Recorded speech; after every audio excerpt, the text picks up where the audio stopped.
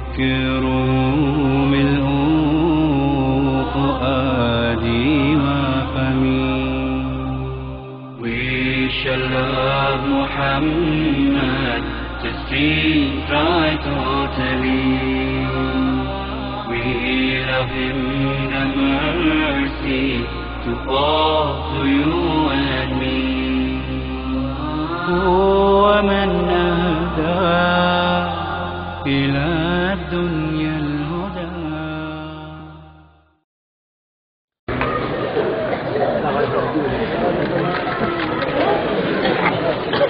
السلام عليكم ورحمة الله وبركاته.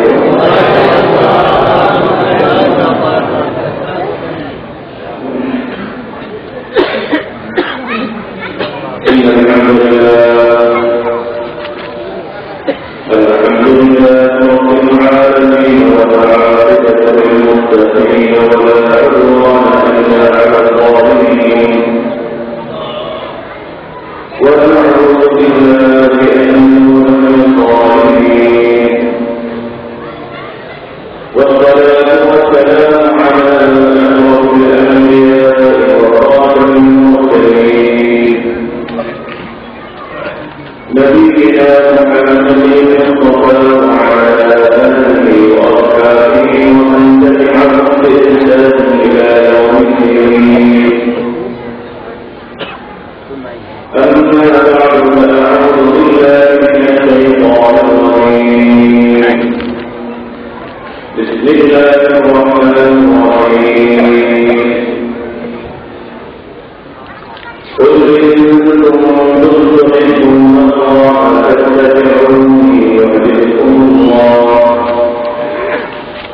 فاتبعوني يحببكم الله ويغفر لكم ذنوبكم والله غفور رحيم. الله تعالى عليكم في قلوب الحمد لله. Kemudian menjadi sebuah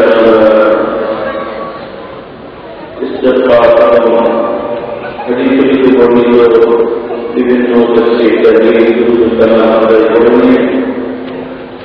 Wa anna fi dunya wa qadana al-Qurani wa ala rasulih. Amin.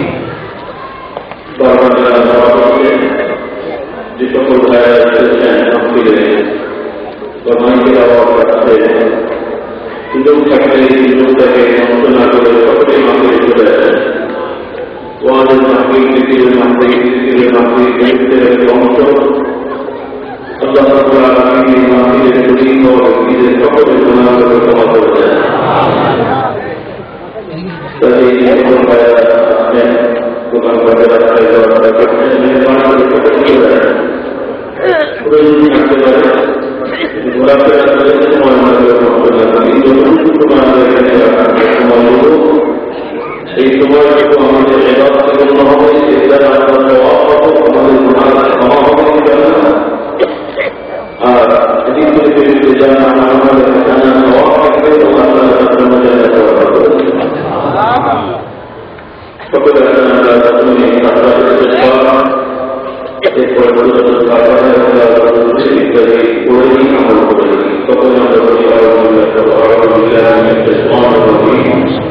بسم الله الرحمن الرحيم.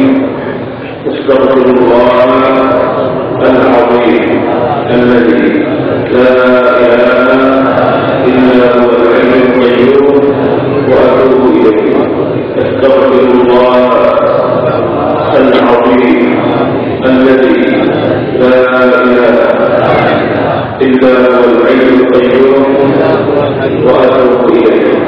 استغفر الله العظيم الذي لا اله الا هو الحي القيوم واتوب اليه. رب اغفر لي وتب علي انك انت التواب الرحيم. رب اغفر لي وتب علي انك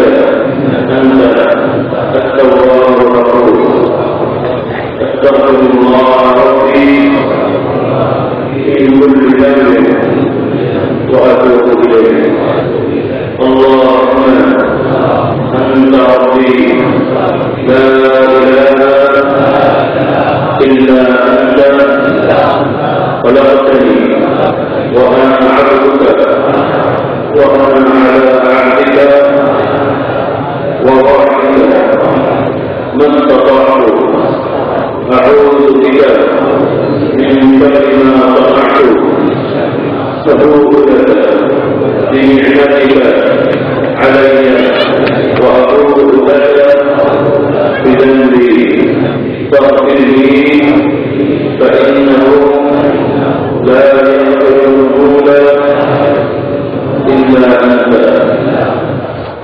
أما سورة الفاتحة سورة الإخلاص ظهر الكبائر.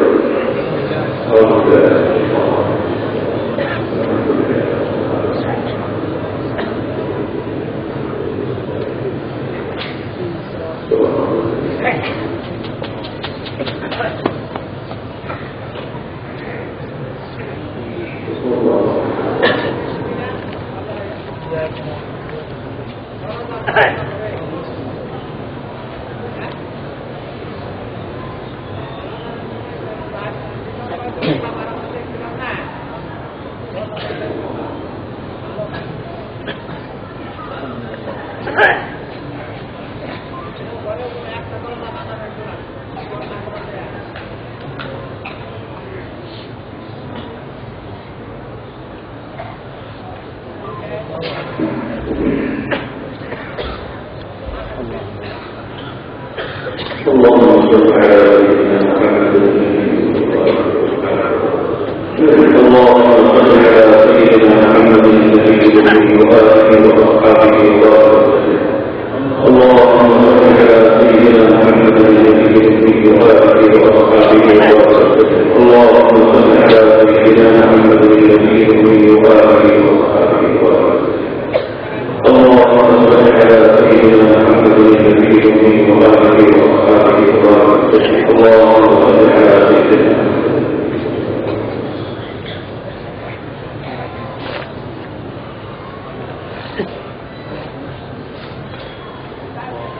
اللهم صل على محمد وعلى آل محمد كما صليت على إبراهيم وعلى آل إبراهيم إنك حميد مجيد. اللهم بارك على محمد وعلى آل محمد كما باركت على إبراهيم وعلى آل إبراهيم إنك حميد مجيد. فقل تقول اللهم أجرني من النار اللهم أجرني من النار اللهم أجرني من النار اللهم أجرني من النار اللهم أجرني من النار.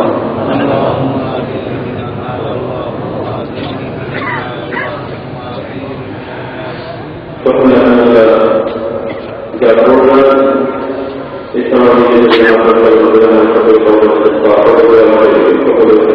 اللهم آمين. ربنا ظلمنا أنفسنا وإن لم تغفر لنا وترحمنا لنكونن من الخاسرين. ربنا اغفر لنا ولإخواننا الذين سبقونا بالإيمان ولا تجعل في قلوبنا غلا للذين آمنوا ربنا إنك رؤوف رحيم.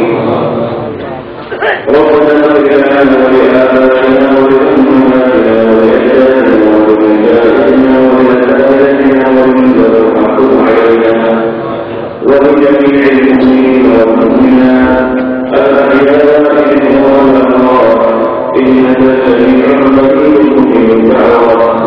اللهم إنك عفو تحب العفو فاعف عنا. يا حي يا قيوم برحمتك نستغيث أصلح لنا شأننا كله ولا تكلنا إلى أنفسنا طرفة عين. اهدنا الصراط المستقيم صراط الذين أنعمت عليهم غير المغضوب عليهم ولا الضالين. هذا كنت ندور على المنزل كأننا بطري وراقي الذي يريد والمغرب ومكتي إلى الثلاثة من الشباب النبي صلى الله عليه وسلم جاءت المطلوب من المال إلى السلام والتقوى هذا العالم الإسلام بحضور وفقر بإذن الموت معنا بسم الله الحديث الله والآخرين اللهم صل على الراحمين عددا وصلاة على الإمام تابعين تابعين المجتهدين اللهم صل على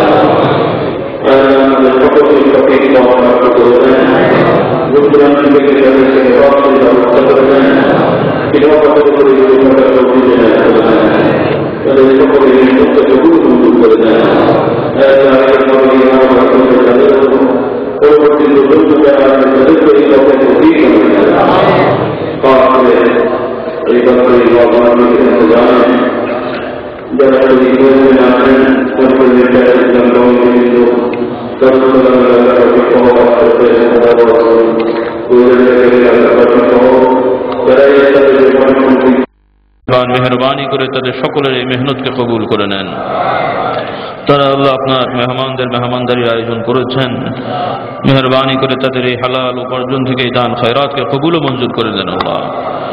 আল্লাহ খাস করে এই রুসিলায় তাদের উপর সন্তানরা যারা আছেন, ছেলে মেয়ে, তাদের সকলকে ইমানদার, দিনদার, পরহেজগার হিসেবে কবুল করে নেন। আল্লাহ অত্র এলাকার সহ আপনার ইমানদার বান্দারা যে যেখানেই শুয়ে আছেন তাদের সকলের কবরে আযাবকে মাফ করে দেন। আল্লাহ তাদের সকলের কবরগুলোকে আযাব মুক্ত করে দেন। আল্লাহ আমাদের সকল নেক আমলের সওয়াবগুলো আল্লাহ তাআলা যেহেতু এগুলোর মাধ্যম হিসেবে আমাদের শিখিয়েছেন, মেহেরবান তাদের সকলের আরওয়াহে আমালের সওয়াবগুলো জারির ব্যবস্থা করে দেন। আল্লাহ খাস করে আল্লাহ যে মারকাজে ইরশাদ ইসলাম কমপ্লেক্সে আমরা বসে আছি, আল্লাহ যিনি এটা প্রতিষ্ঠা করে গেছেন আমার আব্বা হুজুর রহমতুল্লাহ আলাইহি, আল্লাহ যিনি এর পরিকল্পনা করে হুকুম দিয়ে গেছেন আমার দাদা হুজুর রহমতুল্লাহ আলাইহি, আল্লাহ যার অনুপ্রেরণা, যার শিক্ষা দীক্ষায় দরবার চলে এসছে ফুরফুরার মুজাদ্দিদে জামান রহমতুল্লাহ আলাইহি, আল্লাহ কিয়ামত পর্যন্ত আল্লাহ এই দ্বীনি কাজটাকে কবুল করে নিয়ে তাদের আরওয়াহে আমাল এগুলো জমার ব্যবস্থা করে দেন। আল্লাহ মুজাফাতে ফুরফুরা যে যেখানে শুয়ে আছেন তাদের সকলকে আল্লাহ আপনি কবুল মঞ্জুর করে দেন। আল্লাহ তাদের যে দ্বীনি প্রতিষ্ঠানগুলো তারা কষ্ট করে করে গেছেন, আল্লাহ যে পরিস্থিতি তাতে জানি না কি হবে, দয়া করে মেহেরবানি করে তাদের এই দ্বীনি প্রতিষ্ঠানগুলো হেফাজতের ব্যবস্থা করে দেন। আল্লাহ তাদের প্রতি মানুষের মহব্বত ভক্তি আছে, এই মহব্বত ভক্তিকে যথাযথভাবে আল্লাহ ইমানের পথে, আপনার হাবিবের সুন্নতের পথে লাগানো তৌফিক ইনায়েত করে দেন। সকল ধরনের বিভ্রান্তি থেকে, সকল ধরনের গুমরাহি থেকে আমাদের সকলকে হেফাজত করেন। আল্লাহ শয়তানের ওয়াসওয়াসা থেকে আমাদের হেফাজত করেন।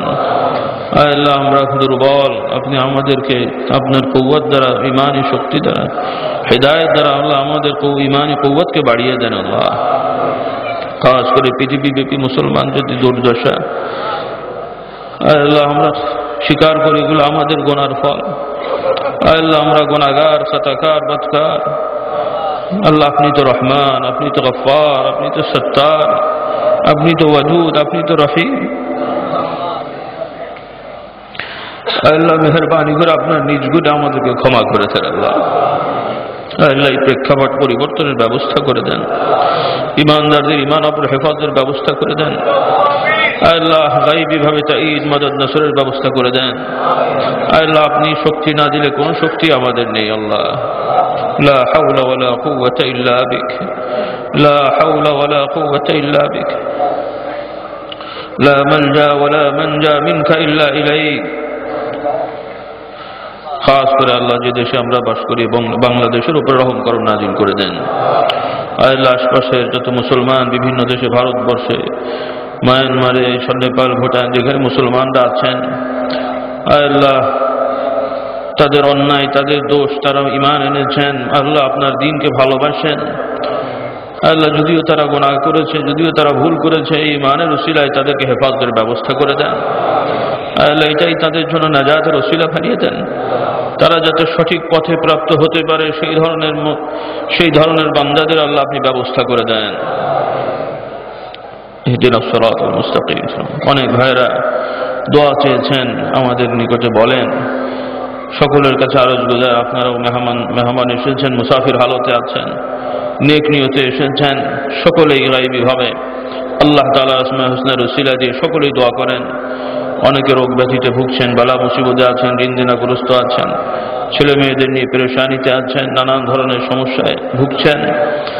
আল্লাহ দয়া করে মেহেরবানি করে তাদের সকলের সমস্যাগুলিকে আসান করে দেন। আল্লাহ আমাদের প্রত্যেকের সন্তানদের পরবর্তী প্রজন্ম যারা আসবেন নেককার সালেহ হিসেবে কবুল করে নেন। যারা ঋণদেনাগ্রস্ত আছেন ঋণদেনা পূরণের ব্যবস্থা করে দেন। কাজ কারবার করছেন, চাকরি বাকরিতে হালাল রুজিতে বরকত নসিব করে দেন। সকল পেরেশানিগুলোকে দূর করে দেন।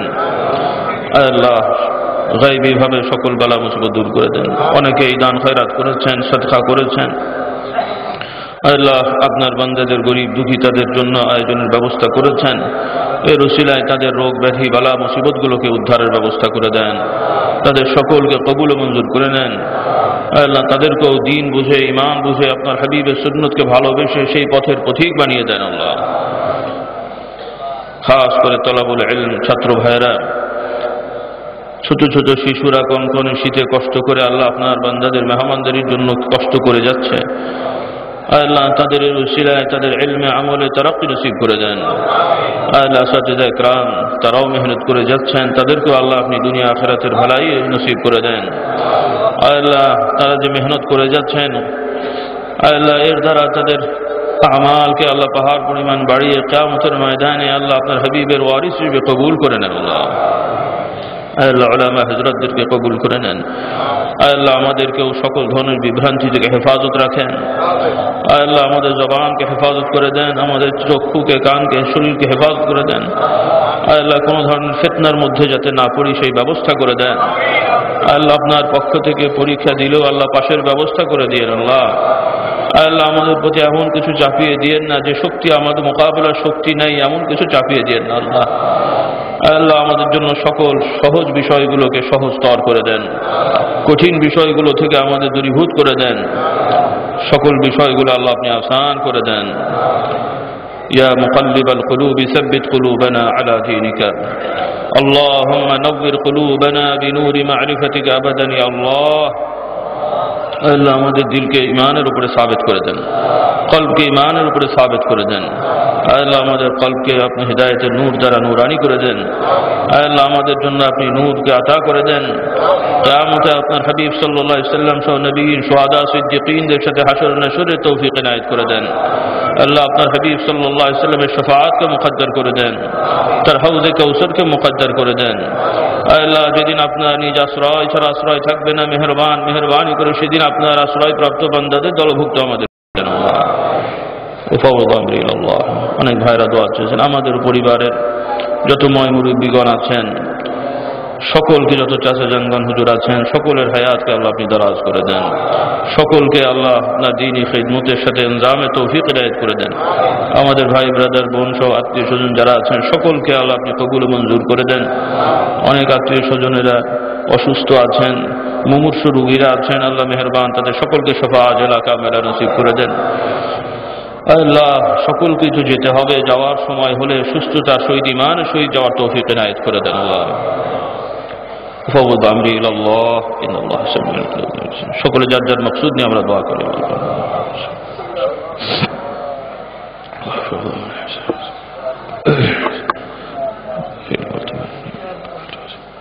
দুরূদ শরীফ পড়ি। আল্লাহুম্মা সাল্লি আলা সাইয়্যিদিনা মুহাম্মাদিন নবিয়্যিল উম্মি ওয়া আলিহি ওয়া সাহবিহি ওয়া বারিক ওয়া সাল্লিম।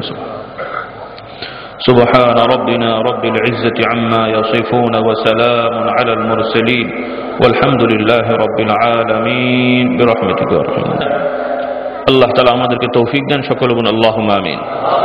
অনেক ভাইরা এসেছেন, আমাদের মুরব্বীদের বায়াত মুরিদ ছিলেন, নতুন করে অনেকে হয়েছেন, হবেন, তারা তো করবেন অবশ্যই।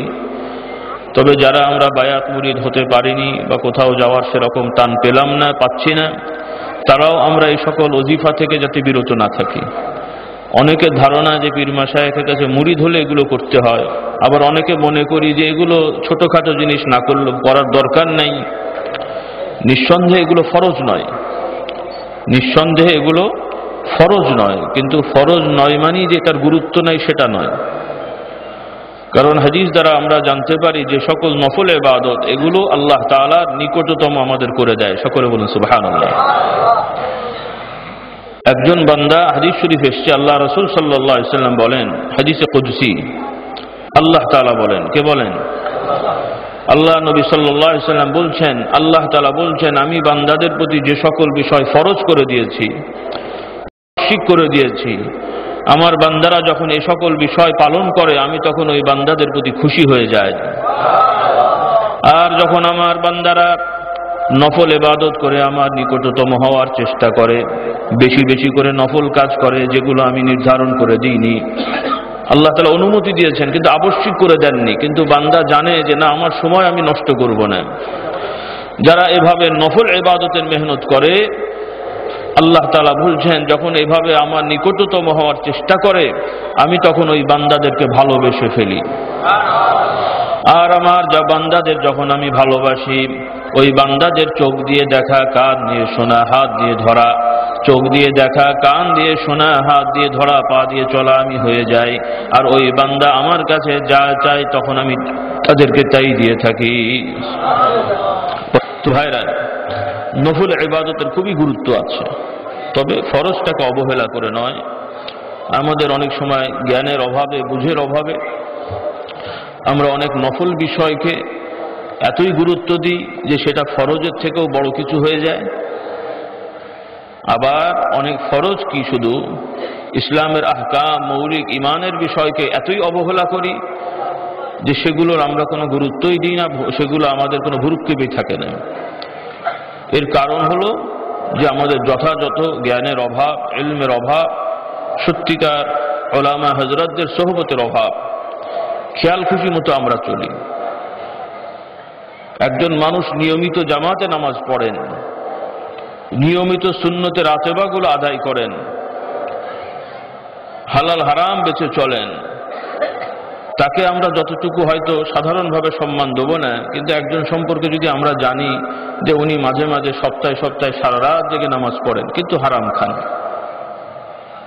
হয়তো যা লেনদেন করেন তাতে কিছু অংশ হারাম আছে, কিন্তু সপ্তাহে সপ্তাহে তিনি সারা রাত জাগেন, মাঝে মাঝে অনেক নফল রোজা রাখেন, এইরকম যদি কারো সম্পর্কে আমরা শুনি বা জানি, মনে করব যে বিশাল বড় বুজুর্গ, অথচ সে হারাম খাচ্ছে, অর্থাৎ হালাল হারাম খুব একটা তো মিস করে না, মাঝে মাঝে সারা রাত জেগে নামাজ পড়ে, হয়তো বৃহস্পতিবার রাত, হয়তো শুক্রবার রাত, কিন্তু অন্যদিকে অনেক ফরজও হয়তো ঠিক মতো আদায় হয় না, নামাজে হয়তো গাফলতি আছে, মাঝে মাঝে হয়তো ইচ্ছা করে কাজাও করে, আবার জামাতে হয়তো ঠিক মতো যায় না, কিন্তু মাঝে মাঝে এরকম রাত জেগে ইবাদত করে।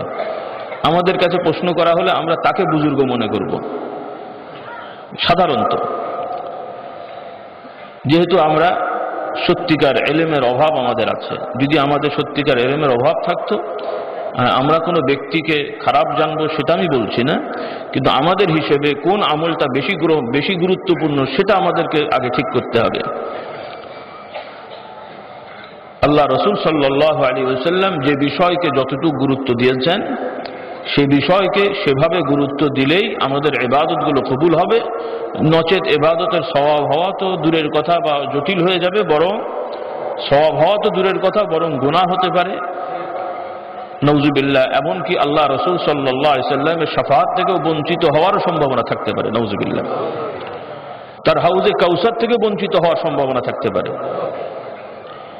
এক হাদিস শরীফ এসেছে, আল্লাহ রাসূল সাল্লাল্লাহু আলাইহি ওয়াসাল্লামকে আল্লাহ তাআলা হাউজে কাউসার দান করবেন, এটা তো কোরআন শরীফেও আছে না? ইন্না আ'তাইনাকাল কাউসার। আল্লাহ তাআলা আল্লাহ রাসূল সাল্লাল্লাহু আলাইহি ওয়াসাল্লামকে কাউসার দান করবেন। সেই হাউজ থেকে আল্লাহ রাসূল সাল্লাল্লাহু আলাইহি ওয়াসাল্লাম তার উম্মতদেরকে পানি পান করাবেন, বা সেই হাউজে কাউসারের শরবত তিনি পান করাবেন। এর বর্ণনা এসেছে হাদিস শরীফে, যেটা মধুর থেকেও বেশি মিষ্টি, দুধের থেকেও বেশি স্বাদ। সকলে বলুন সুবহানাল্লাহ। সাদা ধবধবে, আল্লাহু আকবার। তার ঘ্রাণটা মিস্ক আম্বর বা মিস্ক থেকেও বেশি সুবাস। তো আল্লাহ রাসূল সাল্লাল্লাহু আলাইহি ওয়াসাল্লাম তার উম্মতদেরকে এই হাউজে কাউসার পান করাবেন, প্রস্তুতি নেবেন। তার উম্মতরা হাজির হবে। আল্লাহ রাসূল সাল্লাল্লাহু আলাইহি ওয়াসাল্লাম অন্য নবীদের উম্মতের মধ্য থেকে তার উম্মতদেরকে চিনে ফেলবেন, সুবহানাল্লাহ বলেন, বা তার উম্মতদেরকে একটি নিদর্শন দেওয়া হবে, আলামত দেওয়া হবে, যেটা দেখে তিনি চিনবেন এরা হলো তার উম্মত, সুবহানাল্লাহ। সেই নিদর্শন কি? সাহাবারা প্রশ্ন করেন, ইয়া রাসূলুল্লাহ, সেই আলামতটা কি? আল্লাহ রাসূলের উম্মতের চেহারায় আলামত থাকবে, নিদর্শন থাকবে। সেই নিদর্শন হলো আল্লাহ রাসূল সাল্লাল্লাহু আলাইহি ওয়াসাল্লাম বললেন যে তোমরা যে অজু করো, অজু করবে, এই অজুর স্থানগুলো নূরের মতো চমকাতে থাকবে। সেই নূর দেখে আমি বুঝবো যে এরা হলো আমার উম্মত। এরই মধ্যে হঠাৎ করে যারা সমবেত হবে আল্লাহ রাসূলের উম্মতের নামে, যে তার হাউজে কাউসার থেকে তারা পান করবেন, এর মধ্য থেকে এক শ্রেণীকে হঠাৎ করেই আলাদা করে ফেলা হবে, আল্লাহ রাসূল সাল্লাল্লাহু আলাইহি ওয়াসাল্লাম প্রশ্ন করে বলবেন, এরা তো আমার উম্মতের অংশ, এদের আবার আলাদা করা হচ্ছে কেন? আল্লাহ রাসূলের এই প্রশ্নের জবাবে বলা হবে, হে নবী, আপনি জানেন না যে আপনার পরে এই উম্মত দাবিদার লোকেরা কত কি নতুন নতুন জিনিস তৈরি করে করত। আপনি যা রেখেছেন সেভাবে না চলে অন্য পথে চলেছে, আর এখন দাবি করছে আপনার উম্মত, তারা আপনার এই হাউজে কাউসার পেতে পারবে না। নাউজুবিল্লাহ। কাজেই ভয় হয় আমরাও যাতে করে, আল্লাহ মাফ করুন, সে দলের মধ্যে যাতে না চলে যাই। সাহাবা ইকরামদের মর্যাদা ফজিলত আমরা শুনেছি। আল্লাহ তাআলা বিচার করবেন কিয়ামতের ময়দানে। মানুষের আমলনামা দেখিয়ে তার সামনে সবকিছু হাজির করিয়ে আল্লাহ তাআলা তাকেই বলবেন যে তুমি এবার হিসাব করে দেখো যে তুমি কি জান্নাতি না জাহান্নামী। কথা ঠিক না? এই তো আমরা শুনেছি, কোরআন শরীফে আছে, হাদিস শরীফে আছে। ইকরা কিতাবাকা কাফা বিনাফসিকা আল-ইয়াওমা আলাইকা হাসিবা। আল্লাহ তাআলা সবাইকে বলবেন যে তুমি তোমার কিতাব পড়ো। আমরা যা করছি সব ফেরেশতারা লিখছেন, আমাদের বিশ্বাস আছে না নেই? সব কিছু ফেরেশতারা লিখছেন। তারপরও কিছু কিছু খুঁটিনাটি ব্যাপার এমনও থাকবে যেটা ফেরেশতারাও জানবেন না। কে জানবেন? আল্লাহ। এই ব্যাপারও আল্লাহ তাআলা রেখে দিয়েছেন, যাতে করে আমাদের মতো অনেক অতি চালাক আছে না, মনে হয়তো করবো যে দুনিয়ায় সব জায়গায় যেমন দিন দরবার করে সাইজ করার ধান্দায় থাকি, হয়তো ধারণা করবো যে ওখানেও হয়তো কিছু করা যাবে, ওখানেও হয়তো কিছু করা যাবে। কিছু এলোমেলো হলেই তো মোটা অঙ্ক লাগে, যে এখন সিচুয়েশন খারাপ, ভাই এত কমে হবে না, একটু মোটা অঙ্কের লাগবে। নাউজুবিল্লাহ। তো আমরা বিশ্বাসরা ওরকম যে ভাই আপনি যা অপরাধ করেছেন এতে এত কম হাদিয়া হবে না, একটু মোটা অঙ্কের দেন। ফেরেশতারাও খুব নারাজ, ওনাদের তো সাইজ করতে হবে। নাউজুবিল্লাহ। এরকম ধ্যান ধারণা আমাদের আছে, মনে করি যে ওখানেও হয়তো এরকম একটা অ্যারেঞ্জ করা যাবে। নাউজুবিল্লাহ। করা যাবে ভাই? আল্লাহু আকবার। প্রত্যেক বিষয় হুবহু লেখা হবে। ফেরেশতারা, এই জন্য আল্লাহ তাআলা তাদের গুণ আগেই বলছেন যে তোমাদের পৃথিবীর বিভিন্ন অফিস আদালতের কর্মকর্তা কর্মচারীদের মতো না যে নয় ছয় করবে। তাদের গুণ হলো লা ইয়াসুনাল্লাহ মা আমারহুম ওয়া ইয়াফআলুনা মা ইউমারুন। সুবহানাল্লাহ। ফেরেশতাদের গুণ হলো কি, সিফাত কি? যে তারা আল্লাহ তাআলার হুকুমের সামান্যতম চুলচেরা পরিমাণ এদিক সেদিক করেন না, যা বলা হয়েছে তাই করতে থাকবেন। সুবহানাল্লাহ। আপনি আমি যাই করবো তাই লেখা হতে থাকবে। আমি মৌলানা সাহেব, হুজুর সাহেব, পীর সাহেব বলে যে উনি একটু কম বেশি করবেন, এটা করবেন না, হুবহু লেখা হবে। এটা তো ফেরেশতাদের ডিউটি। এরপরও আল্লাহ রাব্বুল আলামিন তিনি তো নিজ গুণে সবই জানেন, এগুলোর কিছুই দরকার নেই, তবু আল্লাহ তাআলা যা ইচ্ছে সেটাই করবেন, এটা তাঁর গুণ। সকলে বলুন সুবহানাল্লাহ। যা খুশি তাই করা, এটা হলো আল্লাহর গুণ। তবু আল্লাহ রাব্বুল আলামিন কারো প্রতি জুলুম করেন না। সুবহানাল্লাহ। তিনি যা ইচ্ছে সবই করতে পারেন, এই শক্তি থাকা সত্ত্বেও তিনি বান্দার প্রতি জুলুম করেন না, অবিচার করেন না। সুবহানাল্লাহ। তিনি নিজের প্রতি লিখে রেখেছেন আল্লাহ তাআলা নিজেরই মূলনীতি ঠিক করে নিজেই করেছেন। হাদিস শরীফে এসেছে যে নিজের উপরে নিজে মূলনীতি করেছেন, যে আল্লাহ তাআলা বলছেন, হে বান্দারা, আমি আমার নিজের প্রতি জুলুম অবিচারকে হারাম করে দিয়েছি, খবরদার তোমরাও জুলুম অবিচারে লিপ্ত হবে না। আল্লাহু আকবার। যুল কুওয়াতিল মাতিন, এটা আল্লাহ তাআলা। ওয়া আন্নাল কুওয়াতা লিল্লাহি জামিআ, এই শক্তি আল্লাহ তাআলার জন্য খাস। তিনি সব জানেন, আমাদের সব বিষয় হিসাব হবে, বিচার হবে, সবই আমরা দেখতে পাবো কিয়ামতের ময়দানে। সেই সময় কাফের মুশরিকেরা হতাশ হয়ে নিরাশ হয়ে চিল্লাচিল্লি করে বলবে, আল্লাহ আমাদের আবার একবার পাঠান, যা হওয়ার হয়ে গেছে, আর সামনে হবে না, আর তো আসার সুযোগ হবে না। হবে? আল্লাহ আমাদের আবার পাঠিয়ে দেন, যা করার করে ফেলেছে, আর করবো না, এবার পাঠালে সব সময় আপনার ইবাদতে মশগুল থাকবো। হবে না, যা হওয়ার হয়ে গেছে। কারণ তোমাকে তো আগেই বলে দেওয়া হয়েছে, আমার নবী এসেছে, রসুল এসছে, নবী রসুলের ধারাবাহিকতা শেষ হয়ে তাদের সেই ইলম কিয়ামত পর্যন্ত আমি জারির ব্যবস্থা করে দিয়েছি। কিন্তু তখন তো এগুলো তোমরা জানোনি, জানতে চাওনি, জেনেও না জানার ভান করেছো, শুনেও না শোনার ভান করেছো, দেখেও না দেখার ভান করেছো। তোমাদের আজকের অবস্থা কি হবে? পশু থেকে অধম তোমরা হয়ে গেছো, নাউজুবিল্লাহ। তোমরা সাধারণ মাটির মানুষ হলেও আল্লাহ তাআলা আমাদেরকে নূরের তৈরি ফেরেশতাদের থেকেও বেশি মর্যাদা দিয়েছেন, সুবহানাল্লাহ। আমরা সৃষ্টিগতভাবে নূর না হলেও মাটি, কিন্তু সেই মাটি থেকে আল্লাহ তাআলা ইমানদার বান্দাদের দেহ থেকে নূর চমকানোর ব্যবস্থা করে দেবেন। يوم لا يخزي الله النبي والذين آمنوا معه نورهم يسعى بين أيديهم وبأيمانهم يقولون ربنا أتمم لنا نورنا واغفر لنا। سبحان الله। কিয়ামতের সেই সময় আল্লাহ তাআলা বলছেন যে নবী রাসূলগণ যেমন লাঞ্ছিত হবেন না, অপমানিত হবেন না, নিজেরাও যেমন কষ্ট পাবেন না আল্লাহ তাআলার আচরণে, আল্লাহ তাআলা কাউকে লাঞ্ছিত করবেন না, অপমানিত করবেন না। ইয়াউমা লা ইউখজিল্লাহুন নাবিয়্যা, আল্লাহ তাআলা নবী রাসূলদেরকে যেমন অপমানিত লাঞ্ছিত করবেন না, সাথে সাথে তার সাথে যারা ঈমান এনে সেই পথের পথিক ছিলেন, ওয়াল্লাযীনা আমানু মাআহু, তাদেরকেও আল্লাহ তাআলা লাঞ্ছিত অপমানিত করবেন না, বরং আল্লাহ রাব্বুল আলামিন তাদেরকে নূর আতা করবেন, আলো দান করবেন, জ্যোতি দান করবেন। যে জ্যোতি হেদায়েতের উপরে তারা দুনিয়ায় ছিল, সেটার প্রতিচ্ছবি হিসেবে কিয়ামতের ময়দানে তাদেরকে এই জ্যোতি দ্বারা তাদেরকে ভরপুর করে দেওয়া হবে, এবং তারা আল্লাহ দরবারে কেঁদে কেঁদে বলবে যে, আল্লাহ আমাদের নূর, আমাদের জ্যোতিকে আপনি পরিপূর্ণ করে দেন এবং আমাদের গুনাহগুলোকে ক্ষমা করে দেন। সকলে বলুন সুবহানাল্লাহ। তো ভাইরা, সেই সময় আমাদের সবাইকে যেতে হবে কিনা?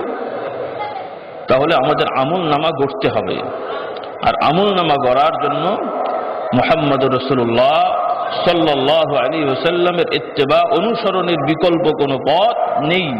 এটা আমাদের ইয়াকিনের সহিত বিশ্বাস করতে হবে। আল্লাহ তাআলা কত বড় দয়া করেছেন। আমি অনেক সময় উদাহরণ দিই, হয়তো অনেকের কাছে শুনতে খারাপ লাগতে পারে, কিন্তু এই উদাহরণ ছাড়া আমি আর খুঁজে পাচ্ছি না। বোঝার জন্যে, আমাদের বিবেককে একটু আঘাত দেওয়ার জন্য আমি বলি যে মুহাম্মদুর রাসূলুল্লাহ সাল্লাল্লাহু আলাইহি ওয়াসাল্লামের তরিকায় পেশাব করলেও আপনার আমল নামায় সওয়াব লেখা হবে, যেটা আপনার জান্নাতে যাওয়ার ওসিলা হয়ে যাবে। আর তার তরিকার বাইরে রাত জেগে সারাটা জীবন ইবাদত বন্দেগীতে কাটালেও সামান্যতম বিষয় আল্লাহর দরবারে কবুল হবে না। কথাটা বাড়াবাড়ি মনে হলো নাকি? হ্যাঁ, আপনি সারা রাত ব্যাপী আল্লাহ রাসূলের খেলাফ তরিকায় নামাজ আদায় করেন, ঈদের দিন রোজা রাখেন, অনেক সব না? আমি একটা তরিকা বের করবো, সব উল্টো কাজ। তো সবাই তো অন্য সময় রাখে, ঈদের দিন সবাই যখন খাওয়ার তালে থাকবে তখন যেহেতু রোজা রাখলে মনে হয় সব বেশি হবে। যুক্তি ঠিক আছে না? সব হবে না গুনাহ হবে? গুনাহ হবে। তা আপনি ঈদের দিন রোজা রাখলেন, এইভাবে এটাকে ইবাদত মনে করলেন, পরিবার পরিজনের হক আদায় না করে রাত জেগে নামাজ পড়লেন, ইবাদত করলেন। এরপরে আপনার যে দায়িত্ব সেগুলো পালন না করে আপনি অন্য দিনের কাজ করে বেড়ালেন। আপনার একটা ডিউটি আছে, বেতন পান, কিন্তু সেই ডিউটি যথাযথ আদায় না করে চাকরিও ছাড়লেন না, বেতনও ঠিক নিলেন, ডিউটিও করলেন না, কিন্তু ফাঁকিবাজি করে দিনের নামে ঘুরে বেড়ালেন। মনে করছি যে অনেক দিনের কাজ হচ্ছে তো নাকি বলেন? এই যে উপার্জন করলাম, এটা কি হালাল না হারাম? এই হারাম খেয়ে এবার তসবিহ টিপছি, হারাম খেয়ে রাত জেগে নামাজ পড়ছি, হারাম খেয়ে আরেকজনকে দাওয়াত দিচ্ছি, অনেক সব হচ্ছে তো নাকি? আমাদের যুক্তিটা হয়তো হচ্ছে, আল্লাহ তাআলাকে কি ফাঁকি দেবেন? তাহলে কোরআন হাদিস কি আল্লাহ তাআলার নাউজুবিল্লাহ ড্রামা নাটক করার জন্য পাঠিয়েছেন? মুহাম্মদ রাসূলুল্লাহ সাল্লাল্লাহু আলাইহি ওয়াসাল্লাম আমাদের সাথে ড্রামা নাটক করেছেন, যে তার উম্মত হয়ে আমরাও আল্লাহর সাথে ড্রামা নাটক করছি, যে আল্লাহর বিধানের বাইরে আল্লাহর কথা বলবো, নবীর তরিকার বাইরে নবীর মহব্বত দেখাবো। তাহলে নবীর সাথে উপহাস করা হচ্ছে নাকি বলেন? হ্যাঁ, আপনার সাথে যদি কেউ উপহাস করে আপনি খুব খুশি হবেন তো নাকি? আপনার দেশের প্রধানমন্ত্রীর সাথে যদি উপহাস করে উনি খুব খুশি হবেন তো নাকি বলেন? মামলায় পড়ে যাবেন না?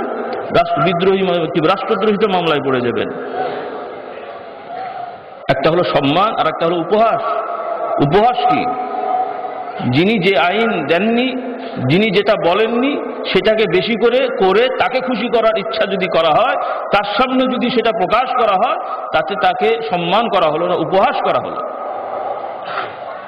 তো এই রকম মুহাম্মদ রাসূলুল্লাহ সাল্লাল্লাহু আলাইহি ওয়াসাল্লামের ইত্তেবা একমাত্র নাজাতের ওসিলা। সব নবীদের ব্যাপারে একই ছিল, কিন্তু সর্বশেষ আল্লাহ তাআলা নবুয়ত দান করেছেন মুহাম্মদ রাসূলুল্লাহ সাল্লাল্লাহু আলাইহি ওয়াসাল্লামকে, এবং কিয়ামত পর্যন্ত এটাকেই নির্ধারণ করে দিয়েছেন এর সামান্যতম পরিমাণ রদবদল করার ইখতিয়ার কারো থাকবে না। এবং এটার শুধু মানব জাতি নয়, মানুষ অমানুষ নির্বিশেষে সকল সৃষ্টির জন্য আল্লাহ তাআলা করুণা দয়া করে দিয়েছেন। সকলে বলুন সুবহানাল্লাহ। আল্লাহ তাআলা বলেন, ওয়ামা আরসালনাকা ইল্লা রাহমাতাল লিল আলামিন। হে নবী, আপনাকে আমি তামাম জগৎ সমূহের জন্য রহমত স্বরূপ, করুণা স্বরূপ একমাত্র রিসালত দান করেছি, রাসূল করেছি। আপনার প্রতি যে রিসালত নাজিল হয়েছে সেটা তামাম জগৎ সমূহের জন্য রহমত, করুণা। সুবহানাল্লাহ। উলামা ইকরাম আছেন, আপনারা তো জানেন, আমি স্মরণ করে দিই, তলাবুল ইলম আছেন, শিক্ষিত ভাইরা আছেন। আল্লাহ রাসূল সাল্লাল্লাহু আলাইহি ওয়াসাল্লাম নবুয়ত পেয়েছেন, তার তখন বয়স 40 বছর, আমরা সবাই জানি, তাই না? 40 বছরের আগে, নবুয়ত আসার আগে তিনি নিজেও জানতেন না যে ঈমান কেমন করে হয়, কিতাব কেমন করে নাজিল হয়, কিভাবে মানুষকে আল্লাহর পথে দাওয়াত দিতে হয়। এই ব্যাপারে নবুয়ত নাজিল হওয়ার আগে তিনি নিজেও কি জানতেন না? কথা ঠিক কিনা? কোরআন শরীফ বলছে, বোঝার জন্য বলছে। আল্লাহ তাআলা নিজেই বলে দিচ্ছেন, হে নবী, আপনি জানতেন না কিতাব কি, ঈমান কি, জানতেন না। মা কুনতা তাদরি মাল কিতাব ওয়ালাল ঈমান ওয়ালাকিন জাআলনাহু নূরান নাহদি বিহি মান নাশা, নূরান নাহদি বিহি মান নাশাউ মিন ইবাদিনা। হে নবী, আপনি ঈমান কি, কিতাব কি, এই বিষয়ে আপনার কোনো জ্ঞান ছিল না, আপনি জানতেন না। আমি আপনাকে জানালাম, আপনাকে জ্ঞান দিলাম, আপনার প্রতি এই হেদায়েত নাজিল করলাম। এই কোরআন ঈমানকে আমি নূর হিসেবে আপনার প্রতি নাজিল করেছি, এবং এর দ্বারা আল্লাহ তাআলা নিজেই বলছেন, আমি আমার বান্দাদের যাকে খুশি তাকে আমি হেদায়েত দিয়ে থাকি। সকলে বলুন সুবহানাল্লাহ। আর আমার এই ইলম আপনি পেয়ে যখন বান্দাদেরকে জানান, আপনিও বান্দাদেরকে হেদায়েতের পথে টেনে নিয়ে আসেন, হেদায়েতের পথ দেখান। সকলে বলুন সুবহানাল্লাহ। তো ভাইরা, আল্লাহ রাসূল সাল্লাল্লাহু আলাইহি ওয়াসাল্লাম নবুয়ত পেলেন, সৃষ্টি হয়েছেন নবুয়তের 40 বছর আগে, দুনিয়ায় এসেছেন, জন্মগ্রহণ করেছেন। আল্লাহ রাসূল সাল্লাল্লাহু আলাইহি ওয়াসাল্লামের জন্মের ভেতরে অনেক মুআজিজা আছে, সুবহানাল্লাহ। এগুলো আমাদের জানতে হবে, তার মর্যাদা বোঝার জন্যে, তার ফজিলত বোঝার জন্যে আমরা জানবো, শিখবো। এগুলো আমাদের ঈমানের একটা অংশ, এগুলো ইবাদত। কথা ঠিক কিনা? কিন্তু প্রশ্ন হলো, আল্লাহ তাআলা কোরআন শরীফে এভাবে বললেন না যে ওমা খালাকনাকা ইল্লা রাহমাতাল লিল আলামিন, এই কথা বলা হয়নি যে হে নবী, আপনাকে আমি সৃষ্টি করেছি রহমত স্বরূপ। যদিও তিনি সৃষ্টি না হলে তার নবী হতেন না, সৃষ্টি হয়েছেন, নবী হয়েছেন, এগুলো যুক্তির কথা। কিন্তু বোঝার বিষয় হলো যে আমরা সেই মুহাম্মদ রাসূলুল্লাহ সাল্লাল্লাহু আলাইহি সাল্লামের রহমত পেতে কি করতে হবে। তার শারীরিক উপস্থিতিটাও বান্দার জন্য রহমত হবে না যতক্ষণ পর্যন্ত তার অনুসরণ না করা হবে। আর তিনি যদি দুনিয়ায় আমাদের শরীরে উপস্থিত নাও থাকেন, তার আদর্শ যার মধ্যে থাকবে সে কিয়ামত পর্যন্ত রহমতের ভেতরে থাকবে। সুবহানাল্লাহ। এটা একটু ভালো করে বুঝতে হবে। কারণটা কি? যে আল্লাহ রাসূল সাল্লাল্লাহু আলাইহি ওয়াসাল্লামকে আবু জেহেলও দেখেছে, আবু লাহাবও দেখেছে, মুনাফিকরাও দেখেছে, তার সাথে নামাজও পড়েছে। মুনাফিকরা নামাজ পড়েছে না? আল্লাহ রাসূলের ইমামতিতে নামাজ পড়েছে। কিন্তু আল্লাহ রসুলের ইত্তেবা ড্রামা করেছে, নাটক করেছে, মুনাফিকি করেছে, যার কারণে আল্লাহ রসুলের সাথে নামাজ পড়েও জাহান্নামী। কথা ঠিক কিনা? আল্লাহ রসুলের সাথে হজ করেও জাহান্নামী, আল্লাহ রসুলকে সচক্ষে দেখেও জাহান্নামী। আর আপনি আমি হয়তো দেখতে পাচ্ছি না, তার সাথী হতে পারছি না, কিন্তু আল্লাহ রাব্বুল আলামিন আপনাকে আমাকেও যারা সাথী ছিলেন, ঈমানের সহিত ছিলেন, সেই সাহাবাদের মতো 50 জনের সওয়াব আমাদেরকে তিনি দান করবেন, যদি আমরা তার ইত্তেবায় থাকি। সকলে বলুন সুবহানাল্লাহ। যদি আমরা তার ইত্তেবায় থাকি, তাহলে আপনি আমি এখনো আল্লাহ রসুলের সাহাবাদের এক একজন না 50 জনের সওয়াব পেতে পারবো। যদি সাহাবী হতে পারবো না, কিন্তু সওয়াব পেতে পারবো। সুবহানাল্লাহ। আপনি আমি এখনো যদি আল্লাহ রসুলের সাহাবাদের মতো চলতে পারি, যেই সাহাবারা আল্লাহ রসুলের জামানায় শহীদ হয়েছেন, যেই সাহাবারা আল্লাহ রসুল সাল্লাল্লাহু আলাইহি ওয়াসাল্লাম দুনিয়ায় থাকতেই বলছেন যে তাদেরকে আমি জান্নাতে দেখেছি। সুবহানাল্লাহ বলেন। এই শহীদদের মতো 100 জন শহীদের সওয়াব আপনাকে আমাকে দান করা হবে, যদি আমরা আল্লাহ রসুলের হুবহু সুন্নতকে ধরে রাখি। সুবহানাল্লাহ। আমরা সবাই সব কাজ করতে পারবো না, কিন্তু আল্লাহ তাআলা তার নিয়ামত থেকে কাউকে বঞ্চিত করেননি। সুবহানাল্লাহ। আপনি হজ করতে পারবেন না, তবুও হজের সওয়াব পেয়ে যাবেন। আপনি রোজা রাখতে পারেন না, রোজার সওয়াব পেয়ে যাবেন, যদি নিয়ত ঠিক থাকে। যদি আপনার নিজের ব্যক্তিগত সামর্থ্য না থাকে, ইচ্ছা থাকে, তাহলেই সওয়াব দেওয়া হবে। সুবহানাল্লাহ। সামর্থ্য নেই, আবার কত লোক হজ করেও দুনিয়ার দৃষ্টিতে হাজি হলো, নাউজুবিল্লাহ, তো রসিকতা করে বলতে হয় পাজি হয়ে বসে আছে। নামাজি হয়েও বেনামাজি, রোজাদার হয়েও বেরোজদার, আছে না নেই? আল্লাহ রসুল বলছেন নামাজ চোর তোমরা চেনো? সাহাবীরা বলেন ইয়া রাসূলুল্লাহ, নামাজ চোর আবার কেমন করে হয়? ওনাদের তো কল্পনা আসেনি যে নামাজে আবার চুরি হয় কেমন করে। নামাজ চোর হলো কারা? নামাজ পড়ে ঠিকই, কিন্তু ঠিক মতো তসবিহ মানে ঠিক মতো সূরা কেরাত পড়ে না, তসবিহ তাহলিল পড়ে না, শুধু ওঠে আর নামে। মুরগির মতো যেমন মুরগি ঠুকরায়, উনি এটা একবার ওঠেন আর নামেন, ঠুকরায়। আল্লাহ নবী বলছেন এরা হলো নামাজ চোর। তাহলে আমরা নামাজি হলাম, নামাজি হয়ে অন্য কিছু চুরি না করলেও নামাজও চুরি করা শুরু করেছে। অন্য কিছু তো করি, নামাজও চুরি করি। নাউজুবিল্লাহ। কোথায় আছি আমরা মুসলমানের দায়? তো ভাইরা, সব থেকে বড় বিষয় হলো আল্লাহর মুহাব্বত। এটার প্রকাশ হবে ইত্তেবায়ে সুন্নতের দ্বারা। আল্লাহর মুহাব্বত এটা প্রকাশ হবে মুহাম্মদুর রাসূলুল্লাহর মুহাব্বতের দ্বারা, আর মুহাম্মদুর রাসূলুল্লাহর মুহাব্বত প্রকাশ হবে তার ইত্তেবা দ্বারা। সকলে বলেন সুবহানাল্লাহ। কিন্তু আমরা যারা তাকে ইত্তেবা করছি না, অনুসরণ করছি না, তার আদর্শকে অবলম্বন করছি না, উল্টো আরো অবহেলা করে বলছি বা অনেক ক্রিটিসাইজ করছি, আবার আমরা সেই রসুলের আশেক শাস্তি, রসুলের মহব্বত শাস্তি, বড় বড় লেকচার দিচ্ছি আমাদের নবী মহামানব, তার আদর্শ, এর আদর্শ, সবার আদর্শ। উনি একবার সবাই, আমরা একবার নবীর আদর্শ, একবার কিংবা রামকৃষ্ণের আদর্শ, আর একবার সবাই মহামানব, সবার আদর্শে উনি চলছেন। আমরা অনেকেই সবার আদর্শ মোতাবেক আছি। ঈমান থাকবে, আদর্শ ধরতে হবে কার? হ্যাঁ, আমরা মুসলমান, অন্য ধর্মের সাথে আমাদের ঝগড়া নেই, বিবাদ নেই। আমরা অন্য ধর্মের সাথে ঝগড়া বিবাদে লিপ্ত হব না, কারোর সাথে আমাদের ঝগড়া বিবাদ নেই। কিন্তু আমাদের ইয়াকিন হবে যে মুহাম্মদুর রাসূলুল্লাহ সাল্লাল্লাহু আলাইহি ওয়াসাল্লামের সুন্নতের বাইরে, আদর্শের বাইরে কোনো কাজ কবুল হবে না। যে যত বড় ধার্মিক হোক, আল্লাহ তাআলার বিধান যে ইসলামই একমাত্র আল্লাহর পক্ষ থেকে নির্ধারিত ধর্ম। সব নবী রাসূলরাই তাদের মর্যাদা এখানেই যে তারা ব্যক্তিগত অভিরুচিতে কিছু চলেন না। তো আমরাও যদি প্রকৃত মুসলমান হতে চাই, প্রকৃত আল্লাহ দরবারে নাজাত পাওয়ার জন্য যদি মুসলমান হয়ে থাকি, ট্রেডিশনাল মুসলমানের কথা আমি বলছি না যে বাপদাদা মুসলমান তাই মুসলমান, এখন না হলে আবার লোকে কি বলবে তাই মুসলমান আছে, এই রকম মুসলমান ঈমান দিয়ে কাজ হবে না, এরকম দিয়ে কাজ হবে না।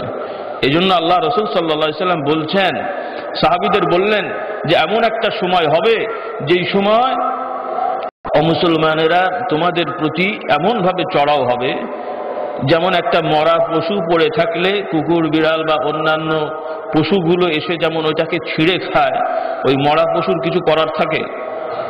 আল্লাহ রাসূলের তাশবীহ, উদাহরণ দেখেন। মরা গরু, মরা কুকুর, মরা কিছু একটা পড়ে আছে, একটা মরা ছাগল পড়ে আছে, গরু পড়ে আছে, কুকুর, বিড়াল, কি বলে শকুন, এগুলো যে তাকে খাচ্ছে। বিশাল বড় দেহের গরু, কিন্তু তাকে একটা ছোট বিড়াল যে কামড়াচ্ছে, কুকুর যে কামড়াচ্ছে, হাতি বলে মনে করেন কুকুর কামড়াচ্ছে, তার কিছু করার আছে? কেন? মরা, দেখতে বিশাল কিন্তু আসলে মরা, শক্তি নেই। তো আল্লাহ রাসূল বলছেন যে তোমাদের পরবর্তীতে এমন এক সময় হবে যে অমুসলমানেরা তোমাদেরকে এরকম ছিঁড়ে ছিঁড়ে খাবে, তোমরা কিছুই করতে পারবে না। আল্লাহ রসুলের সাহাবারা শুনে অবাক হয়ে গেলেন, এটাকে আবার কেমন করে সম্ভব? তাদের প্রশ্ন হলো, ইয়া রাসূলুল্লাহ, আমাদের এই দশা হওয়ার মানে আমাদের পরবর্তী এই দশা হওয়ার কারণ কি? যে আমাদের মুসলমানদের সংখ্যা এতই কমে যাবে যে কিছুই করার নেই। আপনি 3 জন মানুষ, 100 জন যদি আপনাকে ঘিরে থাকে, যত বড়ই শক্তিশালী হন আর যতজনই আপনার কসরত থাকে, 100 জন লোকের ভেতরে 3 জন লোকের কি শক্তি আছে ভাই? হ্যাঁ, তাহলে তাদের প্রশ্ন হলো যে এই হওয়ার কারণটা কি? ওই রকম একটা এমনকি যদি একটা দুর্বল বা একটা গরুও যদি জিন্দাও থাকে, তাকে যদি ওই রকম 200 শিয়াল 200 কুকুর যদি ঘিরে ফেলে, ও বেচারার কিছু করার থাকে না। কথা ঠিক কিনা? তাহলে তার শক্তি থেকেও শক্তি অ্যাপ্লাই করার সুযোগ থাকে না। তো সাহাবীদের প্রশ্ন হলো, ইয়া রাসূলুল্লাহ, মুসলমানদের সংখ্যা এতই কমে যাবে যে অমুসলমানরা তাদেরকে পেয়ে বসবে যে তাদের কিছু করার নেই? আল্লাহ রাসূল সাল্লাল্লাহু আলাইহি ওয়াসাল্লাম বললেন যে না, সংখ্যাই কম না, সংখ্যা অনেক। সংখ্যা কি? অনেক, কিন্তু সংখ্যা কেমন হবে? বাল কাসরাতুন কাসরাতুন কাগুসাইস সাইল, যে যাদের সংখ্যা অনেক হবে, কিন্তু এই সংখ্যা অনেক হলেও তাদের অবস্থা কি হবে? জোয়ার ভাটায় নদীতে যেমন আবর্জনা একবার আসে চলে যায়, তার কোনো অস্তিত্ব থাকে না। আল্লাহ রাসূলের উদাহরণ যে জোয়ার ভাটার উপরে আবর্জন যেমন পানির সাথেই গড়াগড়ি করে, নিজে স্থির হয়ে দাঁড়াতে পারে না, এই অসংখ্য মানে সংখ্যায় অনেক হওয়া সত্ত্বেও তাদের শক্তিহীন হয়ে ওই রকম অস্তিত্বহীন হয়ে যাবে যে যখন যেই দিকে হাওয়া সেদিকেই তিনি চলবেন, নীতিহীন হয়ে যাবে। নাউযুবিল্লাহ। এই কথাটা সত্য না মিথ্যা? সত্য না মিথ্যা? আপনার সম্পদ চুরি করে আপনাকেই দান করছে, আপনি আবার খুব খুশিও হয়ে যাচ্ছেন, প্রশংসা করছেন, বাহ বাহ আমাকে অনেক দান করেছে, কিন্তু সম্পদ আপনার। কথা ঠিক কিনা? বিভিন্ন দাতা গোষ্ঠী আপনাদের সম্পদ দিচ্ছে, খুব খুশি, জাতিসংঘ দিল, অমুক সংঘ দিল, অমুক সংঘ দিল, খুব খুশি, আমাদের অনেক দান করেছে। কার টাকা কাকে দান করে? কার সম্পদ কাকে দান করে? মুসলমানদের সম্পদ চুরি করে নিয়ে যে সেটার উপরে ডাকাতি করে রাহাজানি করে আপনাদেরকে খাওয়াচ্ছে, আপনারা খুশি হাততালি দিয়ে তাদের উপরে নতজানু হয়ে বসে আছেন। তো এই তো বসবে নাকি বলেন? সেই কাজ তো করেন না। সাহাবায়ে কেরাম যে কাজ করেছেন কোনো দিকই নেই। খাসিরাত দুনিয়া ওয়াল আখিরা। রাস্তাঘাটে মরে পড়লে ফেরেশতারাও অবাক হয়ে যায় যে এই কোন দলে আমি ফেলবো, চেহারা তো চেনা যাচ্ছে না। আবার দুনিয়ায় বড় বড় হোমরা চোমরা হয়ে বসে আছি, তাদেরকে আমাদের যে অনেক বড় বড় হোমরা চোমরা, বাইরে গেলেও হাস্যকর মনে করে যে কি এগুলো, কোনো বিদ্যা আছে এই দেশে? বড় বড় স্কুল হ্যাঁ আছে, যারা আছে তাদের তো আপনাদের দেশে আপনি রাখতে পারেন না, কেউ থাকতেও দেন না, এমন জ্বালাতন শুরু করেন বেচারা পালায়, থাকার দরকার নেই বাবা এখানে। কথা ঠিক কিনা? তাহলে এই অবস্থার পরিণতি কেন? এর থেকে উঠতে হবে।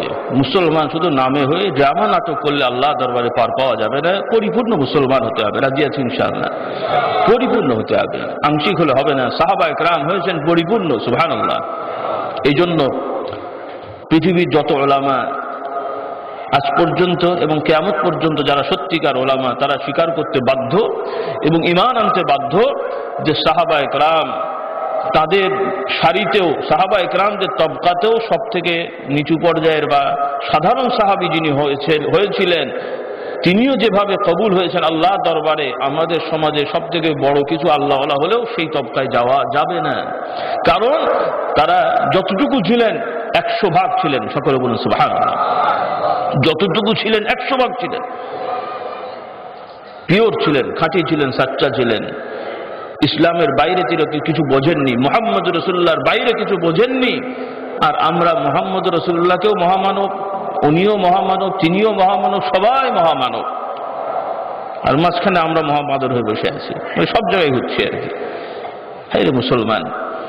এই জন্য ভাইরা আল্লাহ তাআলা বলছেন, ইয়া আইয়ুহাল্লাযীনা আমানু দুখুলু ফিস সিলমি কাফা ওয়া লা তাত্তাবিউ খুতুওয়াতিশ শাইতান ইন্নাহু লাকুম আদুউম মুবিন। হে ঈমানদাররা, পরিপূর্ণভাবে ইসলামের ভেতরে দাখিল হও, গণ্ডিতে দাখিল হও, পরিপূর্ণভাবে শয়তানের পথ অনুসরণ করো না। কারণ শয়তান তোমাদের জন্য স্পষ্ট শত্রু। শয়তান স্পষ্ট শত্রু। শয়তান কখনো তোমাদের ভালো চাইবে না, বরং যতটুকু ভালো চাইবে, যতটুকু ভালো কথা বলবে, বুঝতে হবে তার মধ্যেও তোমাদের ক্ষতি আছে। তোমাদের উন্নয়ন দেখাবে, কল্যাণ দেখাবে, ভালো দেখাবে, জান্নাতের পথ দেখিয়ে সেটাকে জাহান্নাম করে দেবে। নাউজুবিল্লাহ। হচ্ছে কিনা? যারা মূর্তি পূজারক, যারা বেদাত করে, তারা তো মনে করে এগুলো করেই জান্নাতে যাওয়া যায়, তাই না? মূর্তি পূজারক যারা আছেন তারা কি বিশ্বাস করেন যে মূর্তি পুজো করলে জাহান্নামে যায় না জান্নাতে যায়? কি বিশ্বাস করে তারা? যারা মূর্তি পূজারক তারা মূর্তি পূজা করে জান্নাতে যাওয়ার জন্যে। তাহলে শয়তান এই মূর্তি পূজা, যেটা জান্নাতে যাওয়া তো দূরের কথা, জান্নাতে যাওয়া হারাম হয়ে যাবে এমন কাজটাকেই তারা জান্নাতি কাজ মনে করে। কথা ঠিক কিনা? আল্লাহ তাআলা বলছেন যে শিরক করে, আল্লাহর সাথে যারা অংশীদার করে, শরীক করে, তার জন্য জান্নাত হারাম হয়ে যায়, তার ঠিকানা হয়ে যায় জাহান্নাম, চিরস্থায়ী জাহান্নাম হয়ে যায়। এমনকি পূর্বে যত ভালো কাজ করেছিল সব সওয়াব বরবাদ হয়ে যায়। নাউজুবিল্লাহ। এই বিশ্বাস আমরা করি তো নাকি বলেন? কিন্তু তারা মনে করে এটাই বড় কাজ। আল্লাহ তাআলা বলছেন ওয়া ইউশরিক বিল্লাহি ফাকাদ হারামাল্লাহু আলাইহিল জান্নাহ ওয়া মাওয়াহুন নার ওয়া মা লিয-যালিমিনা মিন আনসার। আর এই সমস্ত মানুষের জন্য কেউ শাফাআতও করবে না, তাদের জন্য জান্নাত হারাম, তাদের ঠিকানা হবে জাহান্নাম, তাদের জন্য কেউ শাফাআত করবে না, সুপারিশ করবে না। তাহলে জাহান্নামী কাজটা শয়তান মানুষের সামনে জান্নাতি কাজ করে রেখেছে। রাসূলুল্লাহ সাল্লাল্লাহু আলাইহি ওয়াসাল্লামের রাগের কাজটা, তিনি যে কাজ করলে রাগ করবেন, যে কাজ করলে তিনি অসন্তুষ্ট হবেন, যে কাজে আল্লাহ তাআলা রাগ করবেন, খুব অসন্তুষ্ট হবেন, সেই কাজটাই আমাদের সামনে নবীর মহব্বত, নবীর এশেক, নবীর আনুগত, মানে কি বলে, নবীর ভক্তির রূপ আমাদের সামনে দিয়ে দিয়েছে। আর যে কাজটায় সত্যিকার আল্লাহ রাসূল খুশি হবেন, সে কাজ থেকে আমাদেরকে দূরে সরিয়ে নিচ্ছে। নাউজুবিল্লাহ। কথাটা ঠিক কিনা? আমাদের দেশে বানোয়াট রীতিনীতিতে যত আমরা খুশি হই, কিন্তু সুন্নতের কথায়, সাহাবাদের কথায় অত খুশি হই না, বরঞ্চ বেজার হই। এই স্বভাব আমাদের আছে না নেই? আপনারা সাধারণ মানুষ কি বলবো? আমাদের সমাজের অনেক মুহাদ্দিস হাদিস পড়ান, মুফতি সাহেব ফতোয়া দেন, পীর সাহেব পীর মুরিদি করেন, তাদের মধ্যে এই ভূত ঢুকে আছে। নাউজুবিল্লাহ। তাদের মধ্যে এই ভূত ঢুকে আছে। গল্প বলতে হয়, হিন্দু ভাইদের নিয়ম আছে, বা অন্যদের, আমি খারাপ বলছি না, মানে তাদের একটা নিয়মের কথা বলছি। মানে আমাদের তো বিশ্বাস ইসলামী একমাত্র নাজাতের পথ, কিন্তু অন্য কারো প্রতি আমাদের আক্রমণ করার অধিকার নেই, ঝগড়া করার অধিকার নেই, বিবাদ করার অধিকার নেই। আমাদের প্রতি কেউ আক্রমণ করলে আমাদের আত্মরক্ষার জন্য ব্যবস্থা আছে, সেটা ভিন্ন কথা। জিহাদের কথা আছে, যুদ্ধের কথা আছে, কিন্তু ঝগড়া করে, বিবাদ করে, গালাগালি করার কোনো বিধান শরীয়তে নাই, এটা বৈধতাও নেই, এগুলো আমরা করব না। তো কথা হলো যে তারাও দাবি করেন, ইহুদি খ্রিস্টানেরাও দাবি করেন যে আমরাও সঠিক। কিভাবে সঠিক? আমরাও গায়বী শক্তি অর্জন করেছি, আমাদের দোয়া দরুদ ঝাড়ফুঁকে জিন পালায়, ভূত ছেড়ে যায়। তাহলে আমরা যদি সঠিক না হতাম তো এটা হয় কেমন করে? তাদের এটা যুক্তি। আমরা যেমন জিন ভূত তারাই না ভাই। আমাদের অনেক ভাইরা আছেন তদবির করেন, তদবির করলে তাবিজ দিলে জিন চলে যায়, বা রোগ ছিল রোগ ভালো হয়ে যায়, এরকম ঘটনা ঘটে না? আমরা আবার অনেক সময় যদি বলি ভাই এই সমস্ত তাবিজ না দিয়ে এই দোয়া পড়েন, এটা করেন, অনেকে মনে করে যে হুজুর এটা যদি সঠিক না হয় তাহলে এটা হলো কেমন করে, ফল হলো কেমন করে? তাহলে প্রশ্ন হলো, ভারতবর্ষ সহ বাংলাদেশে যত অন্য ধর্মের মানুষেরা আছেন, বিশেষ করে হিন্দু ভাইরা আছেন, তারা পূজাতে মন্দিরে মানত করেন। আমাদের যেমন রোগ ব্যাধি হয়, সন্তানাদি হয় না, পেরেশানিতে থাকি, তারাও তো এরকম সমস্যায় পড়েন কি না? তো তারাও যে মানত টানত করেন, তাদের কি ফল হয় না? হয় না? ফল হয় না? অবশ্যই হয়। যদি ফল না হতো তো তারা এত ভিড় হতো নাকি? ফল হয়।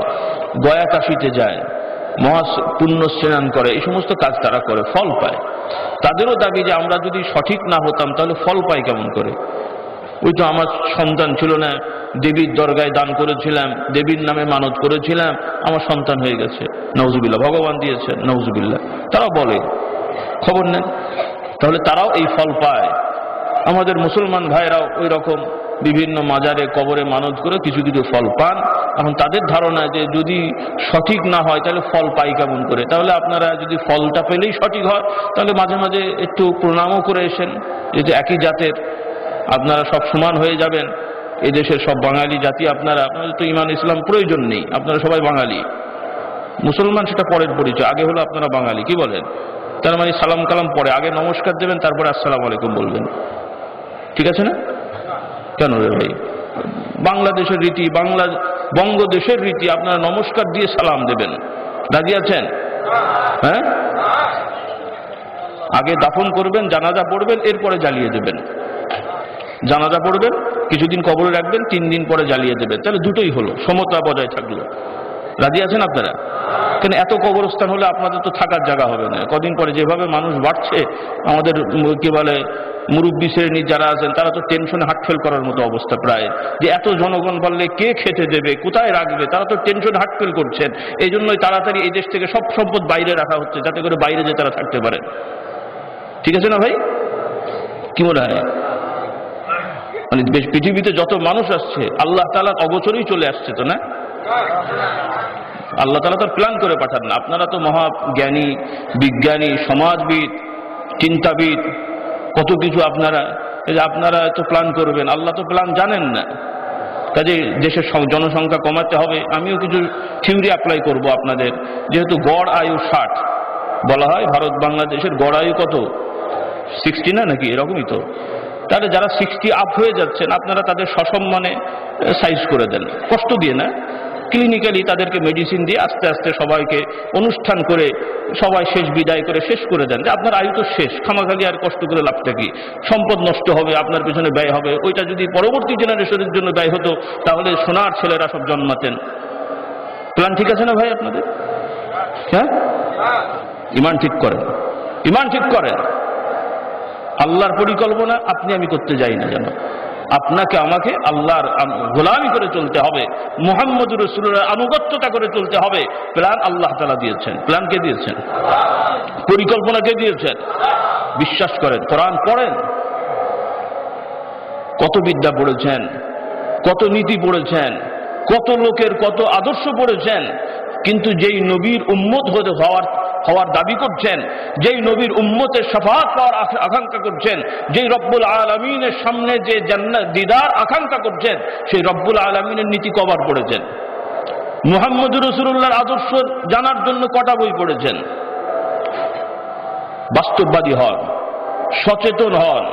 কত রকম সচেতন এই সমাজ সেই সমাজ। সচেতন মুসলমান হন। সচেতন, অনেক সচেতন হয়েছেন, সচেতন হয়ে এখন অচেতন হয়ে ঘুরে বেড়াচ্ছেন। অত সচেতনতা হওয়া ভালো নয়। খাঁটি মুসলমান হন, সব সমস্যা সমাধান হয়ে যাবে ইনশাআল্লাহ। মুহাম্মদুর রাসূলুল্লাহর ইত্তেবা করেন।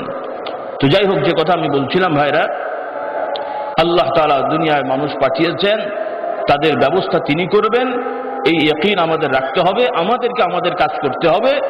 সংখ্যা কি হলো, কম হলো, বেশি হলো, এগুলো আমাদের চিন্তা না। আমাদের চিন্তা, আমাদের দায়িত্বটা কি সেটা করব। আমাদের দায়িত্ব, আমাদের আল্লাহ শক্তি দিয়েছেন, মেহনত করব, পরিশ্রম করব, প্ল্যান কি বলে আপনার পরিকল্পনা করে চাষাবাদ করব, পরিকল্পনা করে কাজ করব, মানুষের সেবা করব। আল্লাহ তাআলা বরকত দেওয়ার মালিক, সকলে বলুন সুবহানাল্লাহ। আর সর্বশেষ কিয়ামত হবে, পৃথিবী শেষ হবে, এটা তো আল্লাহর হুকুম। এটাও তো আমাদের বিশ্বাস করতে হবে, নাকি বলেন? নাকি আপনারা ধরে রাখবেন কিয়ামত হতে দেবেন না? কিয়ামত হতে দেবেন? মনে হয় যা অবস্থা, কিছুদিন পরে ওনারা বলবেন যে কিয়ামত হতে দেওয়া হবে না, আমরা সব ঠিক করে রাখবো। ইসরাঈল আলাইহিস সালাম ফু দিলে যাতে করে ভাইব্রেশন বন্ধ হয়ে যায়, এন্টি ভাইব্রেশন ক্লোজ তৈরি করা হবে। কি বলেন আপনারা? নাউজুবিল্লাহ। আল্লাহ তাআলা আমাদের হেদায়েত দেন, সকলে বলুন আল্লাহুম্মা আমিন। কাজেই বিজ্ঞান শেখেন, সায়েন্স পড়েন, দোষ নেই, কিন্তু কোরআন হাদিসের আলোকে পড়েন। কোরআন হাদিসের ইতিকাদ, বিশ্বাস ঠিক করে তারপরে পড়েন। তা না হলে ওই বেশি কিছু করতে যে, সচেতন হতে যে অচেতন হয়ে ঘুরে বেড়াতে হবে শেষ পর্যন্ত। তো যাই হোক, বলা হয় আর কি যে সর্ষে দিয়ে হিন্দু ভাইরা নাকি ভূত তাড়ান। তো এখন এক রুগী এসছে ওই সন্ন্যাসীর কাছে, বা ওনাদের যারা পীর সাহেব বা তদবির করেন তার কাছে এসছে, রুগী নিয়ে এসছে। এখন সব আয়োজন আছে, সর্ষে নিয়ে এসছে বা অন্যান্য সব তদবিরানে যতই ঝাড়ফুঁক দেয়, সর্ষে কানে দেয়, নাকে দেয়, ভূত আর ছাড়ে না। বেচারা রাগ হয়ে গেছে, বলছে শেষ পর্যন্ত ডেকে বলছে, দূর ভাই, তোমরা এই ভূত সর্ষে ঠিক হয়নি, সম্ভবত সর্ষের মধ্যে ভূতটা ঢুকেছে। কোথায় ভূত ঢুকেছে? সর্ষেতে। এখন সর্ষে ভূত থাকলে আর ভূত তাড়াবে কে? তো এখন যেই ওলামা একরাম, আপনাদের আর কি দোষ দেবো? মুফতি সাহেব তিনি ফতোয়া দিচ্ছেন খেয়াল খুশি মতো, মুহাদ্দিস সাহেব পড়ছেন হাদিস, কাজ করছেন খেয়াল খুশি মতো, পীর সাহেব বলছেন নবীর ওয়ারিস, কাজ করছেন, বা আদর্শের দিক থেকে তিনি ব্রাহ্মণের আদর্শবাদ হয়ে বসে আছেন, ব্রাহ্মণের মতো সেজে বসে আছেন, আর দাবি করছেন নবীর ওয়ারিস। তাহলে সাধারণ মানুষের কি দশা হবে? কথা বললেন কিনা? এই জন্য ভাইরা, আমাদের দিন, ইমান, দাওয়াত শুধু মুখের কথা না হয়। আল্লাহ তাআলা আমাকে সহ আপনাদের সবাইকে আল্লাহ তাআলা কবুল করেন এই সকল দিন বিরোধী কাজ থেকে আমাদের হেফাজত করেন। মুহাম্মদ রাসূলুল্লাহর সুন্নতের উপর ইস্তেকামতের সহিত থাকার তৌফিক দেন। সকলে বলুন আল্লাহুম্মা আমিন। সাহাবায়ে কেরাম আমাদের মডেল, খোলাফায়ে রাশিদিন আমাদের মডেল। তারাও মানুষ নিঃসন্দেহে, তারা ফেরেশতা আমরা বলবো না, কিন্তু কোরআন শরীফে তাদের প্রশংসা এসছে, হাদিস শরীফে তাদের প্রশংসা এসছে, এবং বাস্তবতায় আমরা দেখেছি যে তারা আল্লাহ রসুলের আদর্শকে যেভাবে ধরতে পেরেছেন, আল্লাহ রসুলের প্রশংসিত 3-4 শতাব্দী পর্যন্ত যেভাবে তার সুন্নতগুলো মুসলমানদের ভেতরে ছিল, এরপরে ক্রমেই এগুলো বিলুপ্ত হতে হতে বর্তমানে আমাদের এই দশা হয়েছে। নাউজুবিল্লাহ। সুন্নত মানে নফল ইবাদত তো দূরের কথা, বর্তমান মুসলমানদের একটা বড় অংশই আরকান পালন করে না, আহকাম তো আরো পরের কথা, আরকানই নাই। আমি বলি যে ভাইয়েরা বলেন তো, যে আল্লাহ রসুলের সাহাবাদের মধ্যে শতকরা কটা বেনামাজি ছিল? কটা? হাজারে, লক্ষে, টোটাল সাহাবাদের মধ্যে।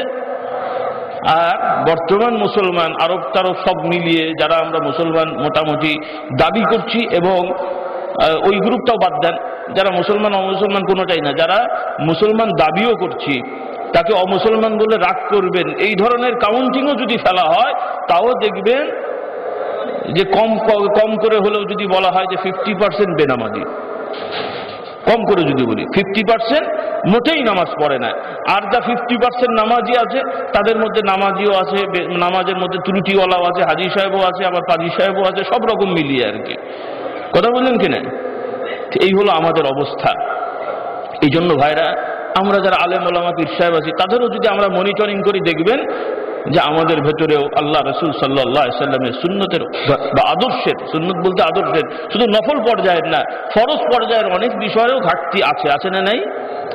এই জন্য আমরা নিজেদেরও নসিহত করি, আমরা যারা ওয়াজ নসিহত করি, মানুষকে বলি, আমরা তো বলে যাব আল্লাহ সাহায্য চাইব, কিন্তু নিজের মুহাসাবা থাকতে হবে যে আমি আল্লাহ রসুলের ওয়ারিস হিসেবে যে কাজটা করলাম, আমার আদর্শটা কি, আমাকে দেখে কি মানুষ আসলেই শিখছে, নাকি আমার কথা আর কাজে, আমার মানে কথার সাথে কাজ মিল না পেয়ে হাস্যকর আমি হচ্ছি, সেটাও আমাকে দেখতে হবে। কথা ঠিক কিনা?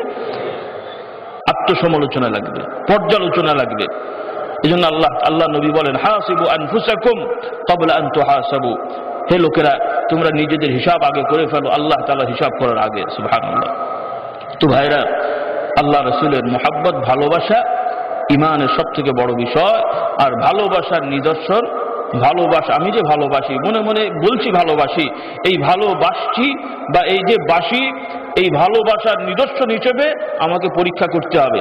আমরা যখন বই পড়ি, নিজে পরীক্ষা আগে করে নিই, ওখানে পরীক্ষা করার আগে যে আমি কত % পেতে পারি, মুখস্থ করে লিখি, আবার মিলাই যে কত % ভালো, ঠিক হলো, কথা ঠিক কিনা?